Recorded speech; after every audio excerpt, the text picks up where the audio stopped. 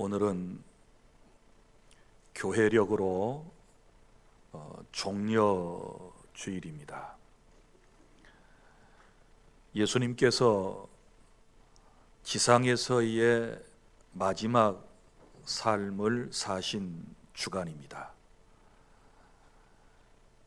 예수님께서 예루살렘 성에 들어가실 때 많은 사람들이 종려나무 가지를 꺾어 들고 호산나를 연호하면서 예수님을 환영했다고 해서 오늘을 종려주일이라고 그러는 것입니다.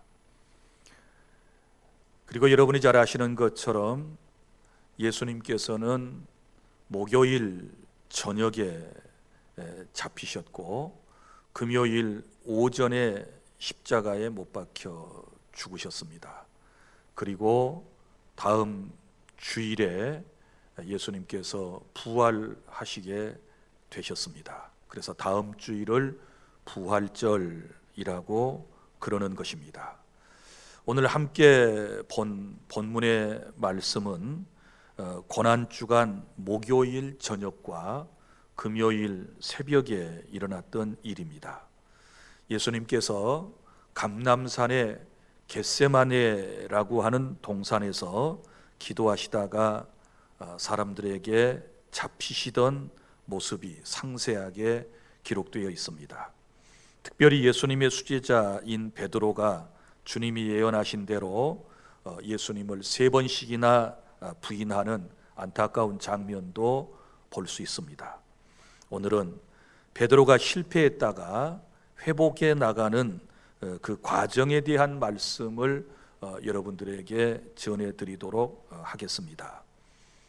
사랑하는 성도 여러분, 세상에 살아가는 사람들 누구나 다 성공하기를 바라고 또 그 성공을 위해서 나름대로 최선을 다해 가지만 때때로 베드로처럼 실수할 때도 있고 또한 실패의 쓴 잔을 마실 때도 있는 것입니다.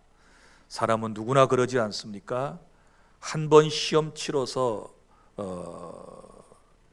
이제 단번에 붙은 시험보다는 오히려 떨어지는 사람이 더 많이 있는 법이고, 또 사업을 거창하게 시작했지만 열매를 맺지 못하고 사업에 실패를 당한 사람도 있을 것입니다. 호화로운 결혼식과 함께 혼인을 시작했지만 얼마 가지 못하여 가정이 파탄 나버린 경우도 있지 않습니까? 또 운동 경기를 하다 보면 그렇게 4년 내내 열심을 다하여 준비를 했는데 그 경기 시합에 나아가서 원하는 메달을 따지 못했을 때 그 아쉬워하는 사람들의 모습을 우리는 많이 볼 수 있지 않습니까? 이처럼 인생의 모든 일이 그래요.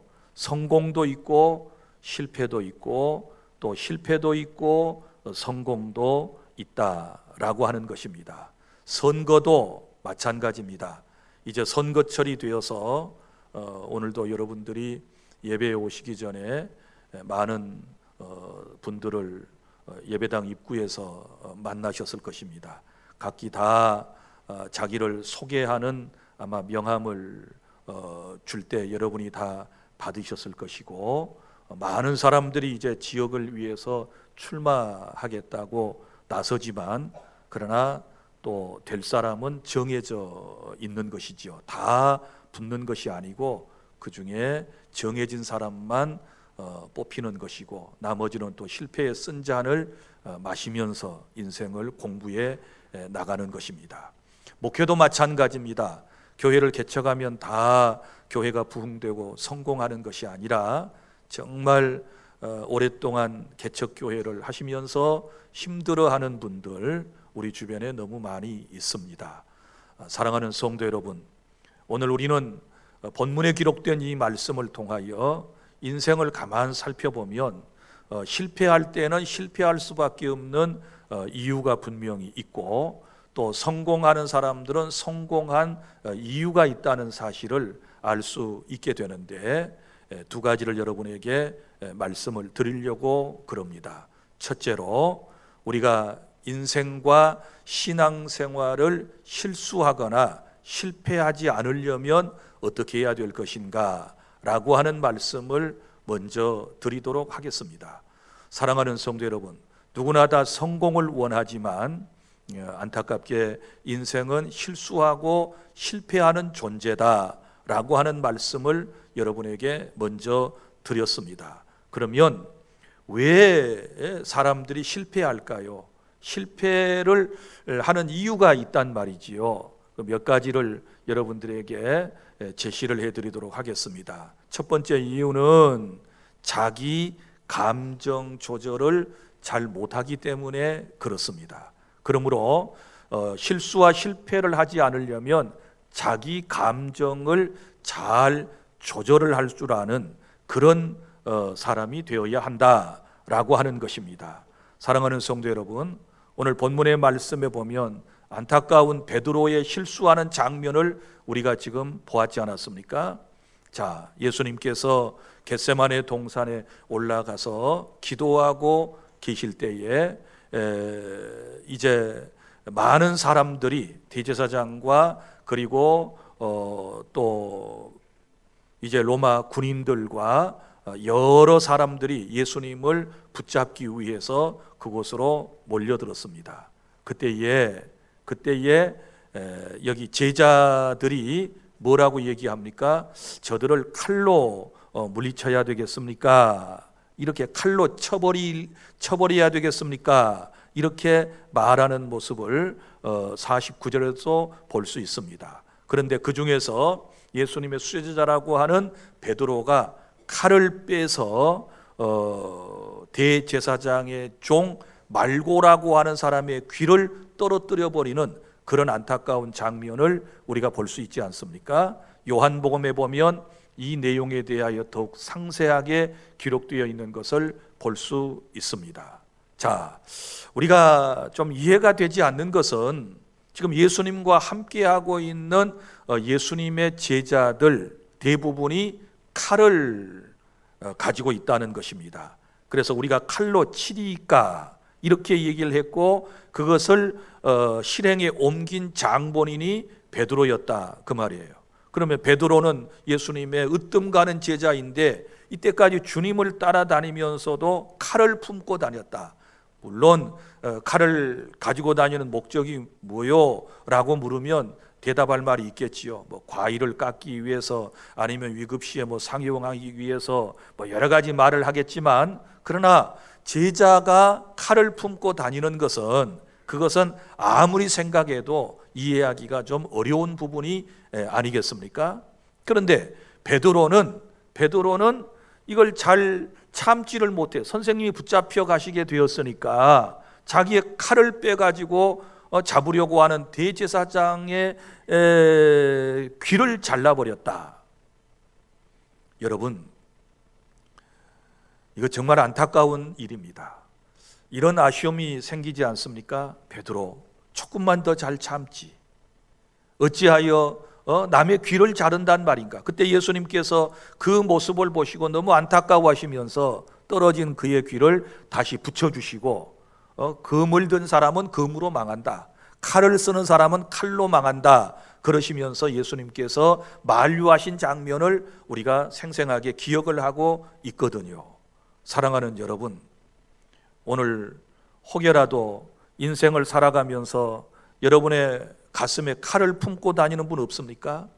보이는 칼뿐만 아니라 가슴 속에 보이지 않는 비수를 들고 다니는 사람도 오늘날 얼마든지 있을 수 있습니다. 이런 사람들은 자기의 감정 조절을 잘해야 하는 것입니다.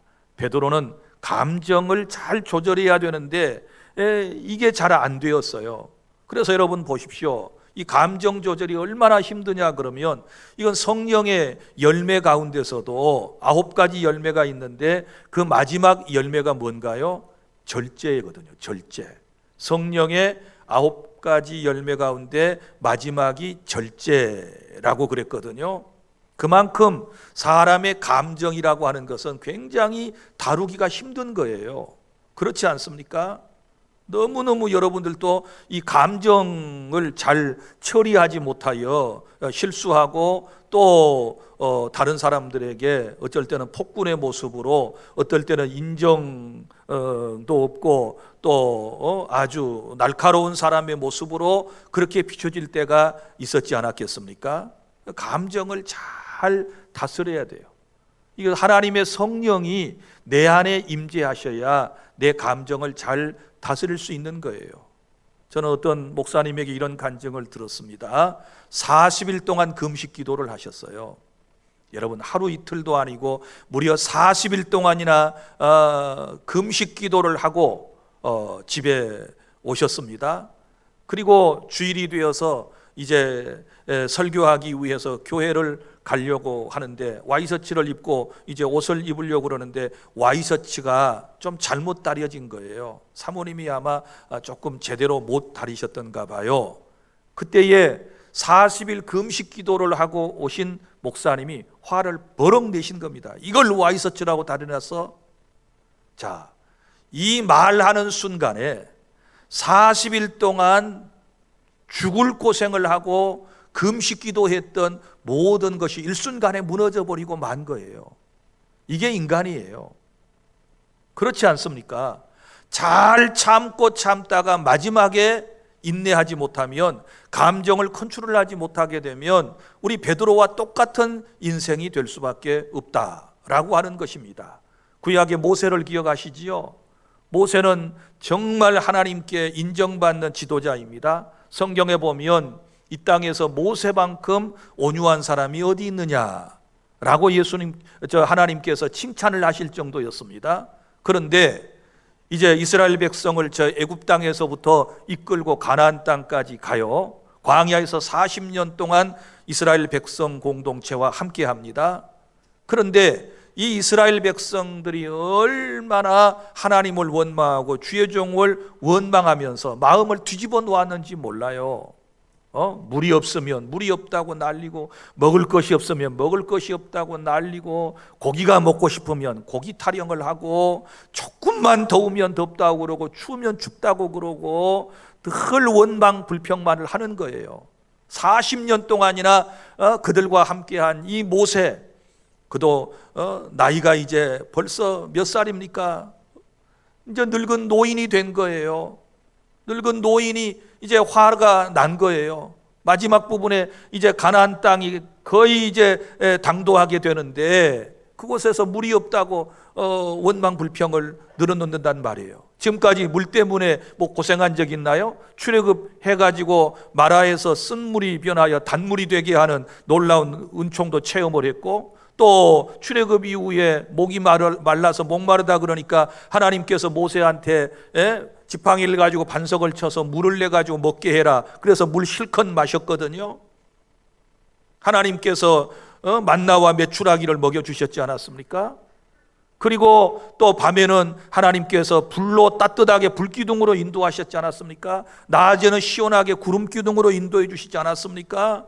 그런데도 불구하고 목이 좀 마르다고 이제 가나안 문턱까지 와가지고 막 어디 물도 없냐고, 목말라 죽겠다고, 그러니까 하나님께 기도했지요. 모세는 기도밖에 없어요. 기도했더니 하나님이 하시는 말씀이 반석을 명하여 물을 내서 이스라엘 백성을 먹이게 하라, 먹도록 하여라, 이렇게 말씀을 해주셨단 말이에요.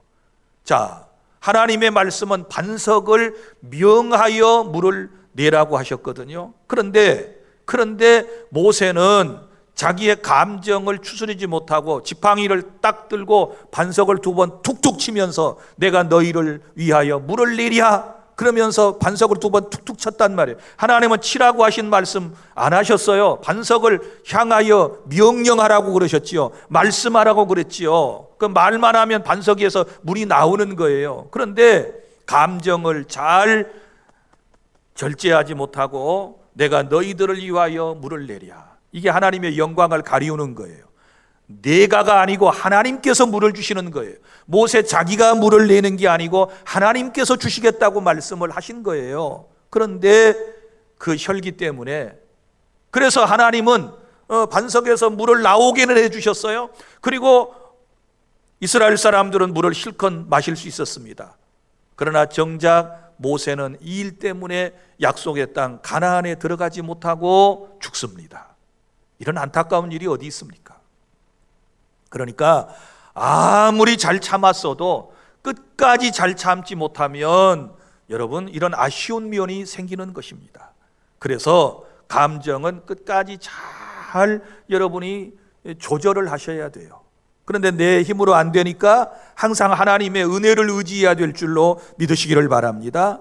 성령님을 의지해야 돼요. 하나님, 내 마음을 좀 잘 다스려 주세요 하고 우리가 하나님께 간구해야 될 줄로 믿으시기를 바랍니다. 그 다음에 둘째로, 우리가 실패하지 않으려면 어떻게 해야 되느냐? 예수님을 멀리하면 안 돼요. 자, 오늘 여기 54절에 보면 베드로가 예수님을 멀찍이 따르니라 이렇게 말씀을 했단 말이에요. 멀찍이 따랐다. 자, 예수님과 함께 하다가 예수님이 붙잡혀 가시니까 이제 멀찍이 따랐다. 베드로의 좀 이상한 부분이 보이지 않습니까? 아니, 그렇게 주님을 보호하려고 했던 사람이, 칼까지 들고서 예수님을 보호하려고 했던 사람이 붙잡혀 가니까 가까이 가지 못하고 멀찍이 따라가니라. 여러분 보세요. 멀찍이 따라가면 죄를 지어요. 주님이 늘 내 곁에 계시고 내 앞에 계시면 절대로 우리가 베드로와 같은 행동을 하지 않아요. 베드로가 어떻게 실수했습니까? 자, 이제 새벽녘이 되니까 추웠단 말이죠. 그래서 335 짝을 이뤄서 모닥불을 피워놓고 거기서 불을 쪼이고 있는데 한 여종이 다가오더니 이 사람 예수님의 제자인데 그렇게 얘기한단 말이에요. 그러니까 아니라고 그랬단 말이에요. 그 다음에 또 있다가 한 사람이 찾아와서 이 사람 예수님과 함께 다니던 사람이다. 그러니까 또 아니라고 그랬단 말이에요. 또 한 시간쯤 있다가 또 한 사람이 찾아와서 이 사람 갈릴리 사람이고 예수님 제자 맞아 라고 했더니 이번에는 다른 성경에 보면 아예 저주까지 하면서 자기는 결코 예수님의 제자가 아니라고 부인을 했단 말이에요. 그러면 이런 일은 왜 생겼을까요? 예수님과 함께 있었다면 그렇게 부인 못하지요. 예수님이 옆에 계셨다면, 예수님과 손잡고 만약에 있었다면, 주님을 옆에 놓고 사람들이 물어보는데 너 예수님 제자지? 그러면 예수님 옆에 서 계시는데 아니에요, 나 이분 몰라요, 이렇게 말할 수 있겠어요? 멀찍이 떨어져 있었기 때문에 문제가 된 거예요. 자기가 한 말을 주님께서 듣지 못할 거라고 생각을 했어요. 자기가 하고 있는 행동에 대해서 주님이 멀리, 그것도 새벽이니까 모르실 거라고 생각을 하고서 그는 마음을 먹고 예수님을 모른다고 3번씩이나 부인을 했다 그 말이에요. 이처럼 누구나 주님과 멀리하면 이런 실수를 범하게 돼요. 이런 죄를 짓게 되는 거예요. 사랑하는 주 안의 성도 여러분, 우리는 늘 시편 73편 28절 말씀을 기억해야 되는데, 하나님을 가까이함이 내게 복이라. 그러나 하나님을 멀리하면 그 사람은 망하게 될 것이다 라고 말씀을 하셨습니다. 늘 주님을 가까이 해야 돼요. 어떻게 해요? 예배와 말씀과 기도와 거룩한 삶을 통하여 우리는 주님을 늘 가까이 해야 실수하지 않는다는 사실을 믿으시기를 바랍니다. 다시 말하지만 주님과 가까이 있었다면, 주님 옆에 딱 붙어 있었다면, 주님의 손을 꽉 붙들고 있었다면 절대로 주님을 옆에 세워놓고 모른다고 부인하지 못했을 것이다. 깨달을 수 있기를 바랍니다. 우리가 자꾸 주님으로부터 멀어져 있으면, 교회로부터 자꾸 멀어져 있으면 누구든지 베드로와 같은 이런 실수를 범할 수 있다라고 하는 사실을 기억하시기를 바랍니다. 그 다음에 3번째, 여러분 이제 실패하지 않으려면 어떻게 해야 될까요? 늘 나와 대화를 하고 있는 상대를 과소평가해서는 안 돼요. 무슨 얘기인가 하면, 오늘 여기 베드로가 불을 쪼이고 있을 때 한 여종이 찾아왔다 그랬죠. 한 여종이, 또 한 사람이, 또 1시간 있다 또 한 사람이, 전부 다 소위 말하면 신분이 낮은 사람들이었음을 알 수 있습니다. 그러니까 지금 대화하는 사람이 여기 종이라고 표현되어 있기 때문에 베드로는 아마 은근히 자기에게 대화를 걸어오고 있는, 자기를 예수님의 제자라고 지적을 하고 확인을 하려고 하는 이 사람들을 무시한 거예요. 무시한 거예요. 그러니까 나 몰라, 나 그런 사람 몰라, 이렇게 얘기하는 거지요. 57절, 베드로가 부인하여 이르되 이 여자여 내가 그를 알지 못하노라 하더라. 이 여자여, 이렇게 표현을 한단 말이에요. 그러면 만약에 지금 묻는 사람이, 질문을 하는 사람이 여종이 아니고 권세 높은 사람이 와서 물었다면 베드로는 어떻게 반응했을까요? 예? 권세 있는 사람이 와서 당신 예수님의 제자 맞네, 당신 예수님 제자잖아, 이렇게 말하면 그때도 아니요, 나 저 사람 모르오, 이렇게 말할 수 있었을까요? 그런데 자기가 하찮게 생각하는 사람이 와서 말을 걸고 했을 때 지금 마음도 엄청 주님이 붙잡혀가고 이제 남의 귀도 잘라가지고 주님한테 책망 받았잖아요. 잘했다 칭찬받은 거 아니었어요? 책망 받았잖아요. 그런 상황인데 이 한 여종이 말을 걸게 되니 너무 함부로 대했던 거예요. 사랑하는 성도 여러분, 우리가 인생을 실수하거나 실패하지 않으려면 늘 내가 누구하고 대화를 하고 있는가, 이건 늘 생각을 해야 되고, 여러분과 대화를 나누고 있는 모든 사람들을 여러분이 함부로 대하면 안 돼요. 예수님께서 우리에게 말씀하셨습니다. 작은 소자에게, 어린아이에게 한 것이 곧 나에게 한 것이다, 이렇게 말씀을 하셨어요. 그러니까 한 사람 한 사람을 대할 때마다 마치 예수님을 대하듯이 그런 존경스러운 마음을 가지고 대해 보세요. 그러면 실수하지 않는 거예요. 우리 선거에 나선 분들도 마찬가지예요. 평소에, 선거 때만 그러지 말고 평소에도 정말 모든 시민 한 분 한 분을, 어린 생명 하나하나를 만날 때에도 그런 마음을 가지고 예수님을 대하는 심정을 가지고 대하고 인격적으로 교제를 나누게 되면 어떻게 사람의 마음을 얻지 못하겠습니까? 다 사람의 마음을 얻을 수 있는 거예요. 그러니까 사랑하는 주 안의 성도 여러분, 실수하지 않으려면 절대로 대화하는 상대를 함부로 여러분이 과소평가하는 일이 절대로 없어야 될 줄로 믿으시기를 바랍니다. 이스라엘의 역사도 보세요. 작은 것이라고, 소소한 것이라고 무시하고 그랬다가 아주 이스라엘 사람들 혼쭐난 적 많이 있었지 않았습니까? 가나안의 첫 성인 여리고성을 점령할 때는 이스라엘 백성들이 총 공세를 해가지고 하나님의 은혜로 무너뜨렸지만, 여리고성 다음에 작은 아이성 전투에서는 어땠습니까? 너무 작은 성이라고 함부로 무시하고 깔보고 몇 명만 데리고 가서 그 성을 점령하려고 했다가 되려 이스라엘 사람들은 몽땅 죽고 성도 빼앗지도 못하고 그랬지 않았습니까? 사랑하는 성도 여러분, 우리 하나님께서는 작은 일에 충성한 사람에게 큰 것을 맡기십니다. 믿습니까? 작은 일에 충성된 사람에게 큰 일을 맡기시는 거예요. 그래서 정말 이름도 없고 남들 볼 때 꾀죄죄하게 보이고 남들 볼 때에 그렇게 사회에서 존경받는 사람도 아닌 것 같은데, 이제 그런 사람과의 만남을 하나님이 허락해 주셔서 평소에 그런 사람을 어떻게 대하는가를 주님이 보시는 거예요. 보시는 거예요. 지켜보시는 거예요. 그리고 사람 한 사람을 존중하고 인격을 소중히 여기고 대화할 때, 너는 됐어, 그러면 너에게 큰 일을 맡길게, 더 많은 사람을 맡길게, 이렇게 되는 거예요. 사랑하는 성도 여러분, 절대 사람을 무시하면 안 되는 것입니다. 사람을 함부로 대하는 일이 우리에게는 없어야 우리가 실수하지 않는다는 사실을 알아야 하는 것입니다. 그리고 네 번째는 우리가 실패하지 않으려면 기도해야 하는 것입니다. 기도해야 돼요. 오늘 말씀에 보면 예수님께서 제자들에게 기도하라고 하는 말씀을 2번이나 하셨지요. 40절에 보면 그곳에 이르러 그들에게 이르시되 유혹에 빠지지 않게 기도해라. 유혹에 빠지지 않도록 기도해라.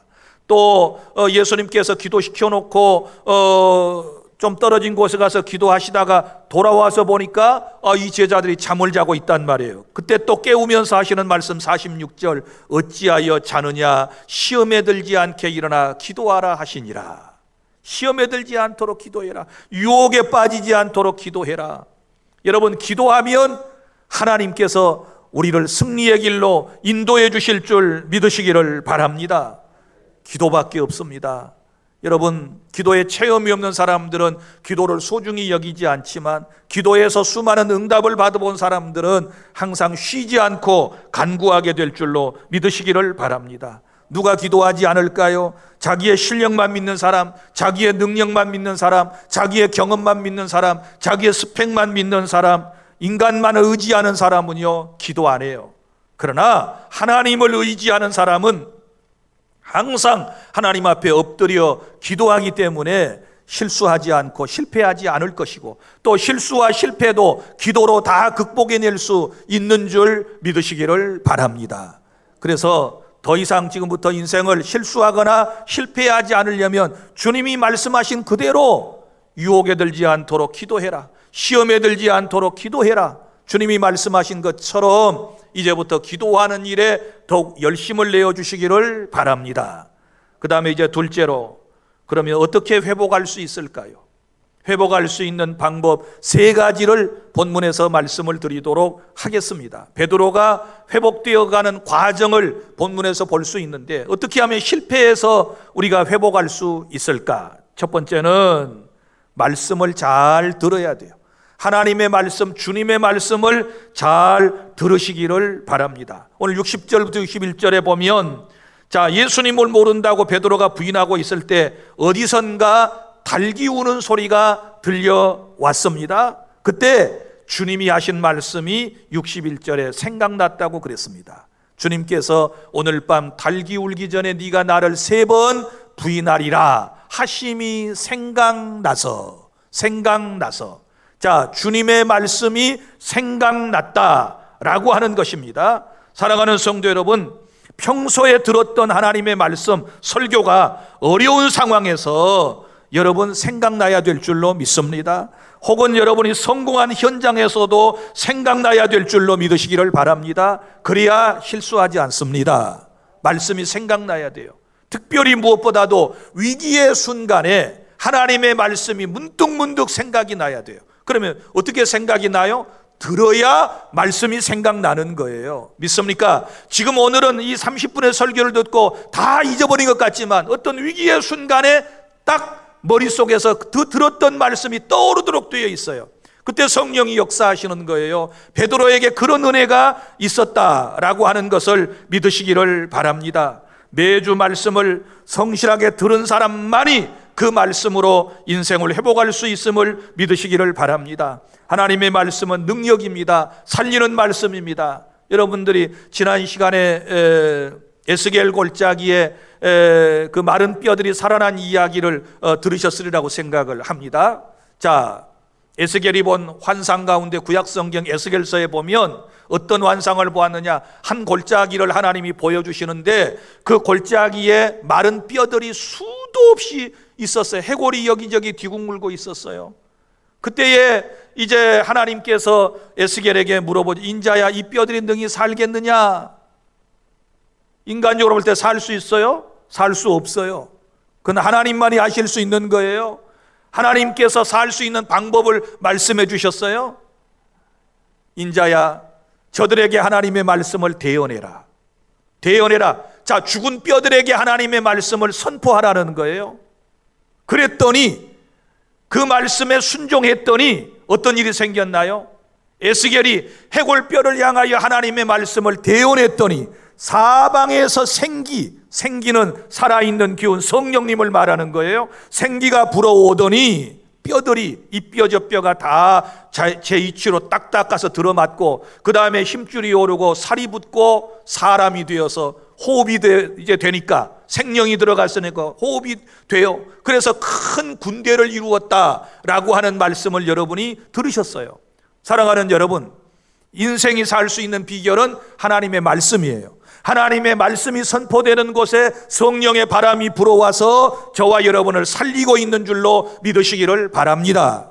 그래서 설교를 잘 들으셔야 돼요. 교회에 오면 하나님의 말씀을 잘 들으셔야 돼요. 그러면 반드시 이런 위기 때에 말씀이 딱 떠오르면서 그 말씀을 부여잡고 여러분이 승리할 수 있는 줄로 믿으시기를 바랍니다. 믿음은 들음에서 난다 그랬어요. 하나님의 말씀을 자꾸 들어야 믿음이 생기는 거예요. 왜 나는 믿음이 안 커요? 안 커집니까? 내 믿음은 왜 자꾸 약해집니까? 그런 분들은 하나님의 말씀으로 다시 돌아오시기를 바랍니다. 말씀을 잘 듣고 기억을 하세요. 그 다음에 둘째로, 회복하려면 어떻게 해야 되느냐? 주님의 사랑을 믿으시기를 바랍니다. 오늘 61절에 보면, 자, 베드로가 예수님을 모른다고 3번씩 부인하고 있을 때에 그 뜰에 계시던 예수님께서, 자, 61절, 주께서 돌이켜 베드로를 보시니. 자, 누가 누구를 보았어요? 예수님께서 베드로를 보셨어요. 그래서 눈과 눈이 마주쳤습니다. 자, 지금 베드로는 지금 어떤 상황입니까? 예수님을 지금 모른다고 3번씩이나 부인한 상황입니다. 그 전에 또 어떤 짓을 했나요? 사람의 귀를 잘랐습니다. 그 전에 어떤 일이 있었나요? 모든 사람이 다 나를 버리고 도망갈 거야 그랬더니 베드로가 호언장담했지요. 아니요, 절대로 그렇지 않습니다. 우리는 주님과 함께 죽습니다. 그럴 리 만무합니다. 그랬던 베드로가 지금 실수와 실패 때문에 지금 코가 쑥 빠져가지고 있는데 예수님께서 그를 딱 바라보시는 거예요. 바라보시는 순간에 예수님의 눈과 베드로의 눈이 마주쳤어요. 아이 컨택이 일어난 거예요. 눈빛이 서로 마주치게 된 거예요. 그때 그 주님의 눈빛을 대하는 베드로의 입장은 어땠을까요? 얼마나 쩔렸을까요? 얼마나 가슴이 뜨끔했을까요? 얼마나 죄책감에 사로잡혀 있었을까요? 그런데 그것보다 더 중요한 것은 예수님이 보내신 사랑의 눈빛이었어요. 믿으시기를 바랍니다. 사랑하는 제자야, 네가 지금 상황 때문에 어쩔 수 없이 나를 모른다고 부인했지만 나는 너를 이미 사람 낚는 업으로 선택했어. 너는 내 사랑하는 제자야. 나는 네가 어떻게 내 사명을 감당할지를 알고 있어. 나는 여전히 사랑해. 네가 나를 모른다고 부인했지만, 배신했지만 나는 여전히 너를 사랑해. 이런 사랑의 눈빛을 받게 되었을 때에 베드로는 다시 회복되는 역사가 있었다는 사실을 믿으시기를 바랍니다. 사랑하는 주 안의 성도 여러분, 이번 고난 주간에 특별히 여러분들의 눈과 주님의 눈이 마주치는 역사가 있기를 바랍니다. 그 주님의 눈빛 가운데서 주님의 사랑을 깨달을 수 있기를 바랍니다. 그 주님의 사랑을 마음속에 믿고 받아들일 수 있기를 바랍니다. 내 삶이 망가졌고 내 삶이 부셔졌고 깨어졌고 볼품없고 정말 창피한 인생이지만 주님은 여전히 나를 사랑하시고 나와 함께 하신다는 사실을 여러분 믿으시기를 바랍니다. 이 주님의 사랑을 가지면 여러분은 다시 회복될 수 있는 줄로 믿으시기를 바랍니다. 이 사랑은 변함이 없습니다. 내가 주님을 사랑하는 것은 베드로처럼 이렇게 형편에 따라 변할 수 있지만 주님은 우리를 사랑하실 때 여전히 사랑하시고 변함없이 사랑하시고 끝까지 우리를 사랑해 주심을 믿으시기를 바랍니다. 그 다음에 마지막으로 회복하려면 우리 어떻게 해야 될까요? 세 번째는 심히 통곡했다고 62절에 말씀을 했습니다. 심히 통곡했다.